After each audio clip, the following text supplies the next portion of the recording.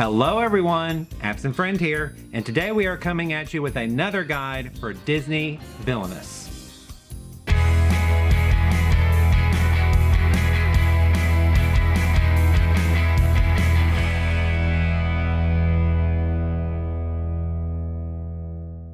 So let's douse ourselves in green flames and summon all the powers of hell as we take on the role of the mistress of all evil, Maleficent.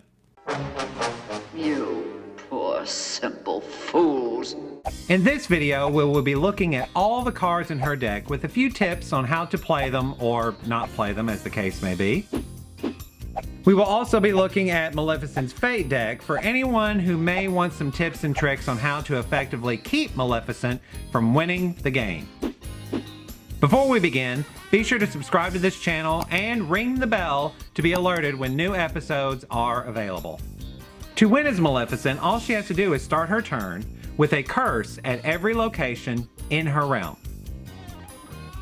There are a total of 8 curses in her deck. 3 Forest of Thorns, 3 Green Fires, and 2 Dreamless Sleeps. So there are plenty of ways for her to achieve her objective. The first curse we are going to look at is the Forest of Thorns.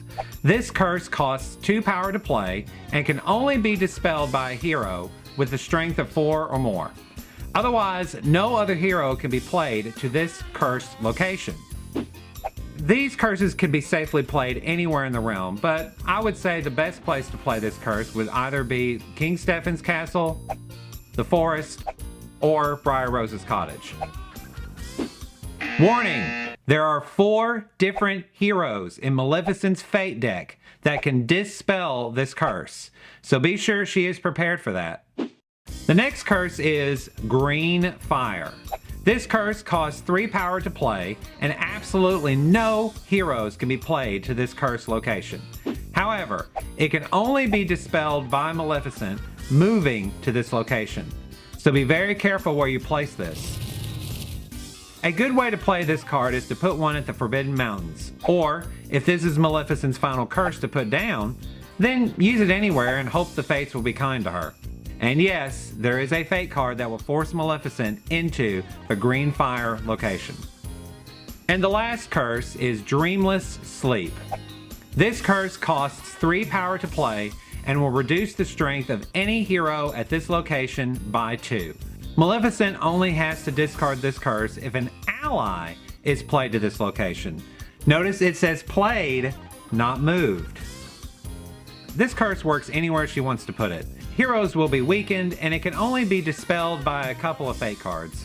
Before we move on, just remember that Maleficent can move these curses using the move item or ally action. This is very handy if she needs to relocate any curse on her board. Also, a location can have more than one curse on it. Just make sure it's not the same curse, as they could both be dispelled by one fate action. Now let's look at Maleficent's allies. She has a total of 10.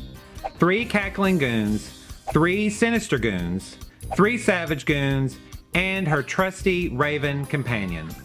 Let's break them all down, starting with the Cackling Goon. This cheap little ally is pretty weak unless there are heroes at his location. He gets +1 strength for each hero there, so play him anywhere there is a hero that needs to be taken out. The next ally is Sinister Goon. This 2 power ally gains 1 strength if there are any curses at his location. However, he only gets +1 strength even if you have multiple curses in one place. Again, only put him down if there is a hero to take out. The next goon on the list is Savage Goon. These cost 3 power and have 4 strength. That's it. Just play them where a hero needs to be vanquished. To sum up the goons, it's not a good idea to play any of them unless they are needed in the moment or Maleficent just has an abundance of power in her supply. Otherwise, just discard them to get to your curse cards quicker. However, there is one ally that must be played as soon as possible. The Raven. This is probably the best card in Maleficent's deck. When the Raven is out, before Maleficent moves on her turn, the Raven can move to any location and use 1 available action there, unless it's a fate action. Imagine the possibilities of what she could do with that extra action every turn. The Raven can even fly into green fire or dreamless sleep without dispelling them. How awesome is that? Now let's look at her item cards. She only has two, a spinning wheel and a staff. The spinning wheel allows Maleficent to gain power based on the strength of a hero that was vanquished at the spinning wheel's location -1. For example, if Maleficent was able to vanquish Prince Philip, who is strength 5, and let's say he has the Sword of Truth on him at the time, which ups his strength to 7. This would net her an extra 6 power for that vanquish action, as long as the spinning wheel is at the same location. It's not a bad card by any stretch, but only play it when Maleficent is just about to take out a hero. She doesn't want to put the spinning wheel down early and then have to move it around to use its effects. If it's too much of a hassle in slowing down the objectives, just discard it and move on. The staff, on the other hand, is a very powerful item and should be played as soon as the evil fairy can. The staff will reduce the cost of any effect or curse card by 1 power as long as Maleficent is at this location. It should be played to the forest so you can reduce the cost of 2 cards in 1 turn. This is great for getting out 2 curses in 1 turn for very little power cost. And speaking of effects, let's look at Maleficent's effect cards. She has a total of 6, 3 dragon forms and 3 vanishes. Let's start with Dragon Form. This effect can instantly defeat any hero with a strength of 3 or less. It also has the bonus of gaining Maleficent 3 power if any opponent fates her before her next turn. This card is very situational, but if Maleficent has the power to play it, there's a hero to be taken out with it, and her opponents could possibly fate her before her next turn. Otherwise, just discard it. Her other effect, Vanish, is much more useful. Anytime this card is in Maleficent's hand, and she is at the forest, use it as the last action she takes, and then on her next turn, she will reappear at the forest again to take all of those actions again. However, Maleficent still can be moved by you-know-who in the Fate deck, but she could easily move right back to where she wants to on her next turn. The card does not force her to stay where she vanished.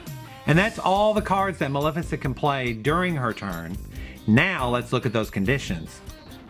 She has only 4, 2 Tyranny and 2 Malice. With Tyranny, if another opponent has 3 or more allies in play during their turn, Maleficent can draw 3 cards and then discard 3 cards. This card is great for helping cycle through her deck a little faster to get to those curses and get rid of any deck cloggers in her hand. However, it is quite situational based on which villain her opponents are. So if it can't be played by her next turn, just discard it. And the other condition card is Malice. If an opponent defeats a hero with strength of 4 or more, Maleficent can defeat a hero with a strength of 4 or less. This is a great condition card, but it is also very situational. Don't keep it if she can't use it right away. And we've reached the end of Maleficent's villain deck.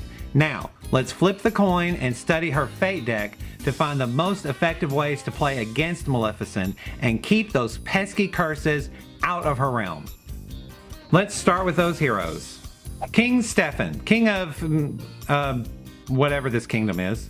When he appears, he can move Maleficent to any location he wishes. This is the perfect opportunity to banish a green fire curse, and since he is strength 4 or more, he can dispel the Forest of Thorns as well. That's 2 curses gone in 1 Fate action.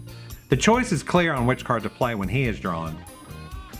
King Hubert, king of, I don't know, some other kingdom. Europe? Somewhere in Europe? He's not as powerful as Stefan, but he can move allies from adjacent locations to the location he is played to. This could be handy if Maleficent is setting up allies to take out other heroes. This is a situational card, so if it can be useful, play him. Otherwise, play the other card instead. Remember, he is only strength 3, so he cannot be played to green fire or Forest of Thorn locations, and he cannot dispel anything. Guards. These are just guards. They guard stuff. Just like King Hubert, they are only strength 3, so they cannot be played to green fire nor the Forest of Thorns, nor can they dispel anything. They can, however, cover up actions, and it will take 2 allies for Maleficent to vanquish them. So if you have no better option, go ahead and play them. Otherwise, play the other card. Prince Philip. He's the hunk of the story. He is the strongest hero in the Fate deck, so he can dispel Forest of Thorns. He can also discard any allies from the location he has played to. Definitely use him to remove Maleficent's Raven if possible, but check the situation carefully. If there are several curses on the board and he can remove any of them, remove the curses first. Maybe the prince will be lucky and he'll be able to remove both Raven and curse. Definitely play him when he is drawn. Aurora, Sleeping Beauty herself. She can be played to remove a Forest of Thorns, and when she is played, the Fator can draw another card from the top of the Fate deck, and if it's a hero, that card can be played too. She, like King Stefan, can easily remove 2 curses in one play depending on which hero comes out next. Definitely play her when she is drawn. Flora, the de facto leader of the Good Fairies. She's also the red one. She forces Maleficent to play with her hand revealed to all players until Flora is defeated. Even though she cannot dispel any curses, this is still a great card to use so all the players can see what Maleficent is planning with the cards in her hand. Fauna, the green one. She cannot dispel the thorns, but she can dispel Dreamless Sleep. She's the only Fate hero card that can do this, so if there is a Dreamless Sleep to remove, play her immediately. Merryweather, the blue one.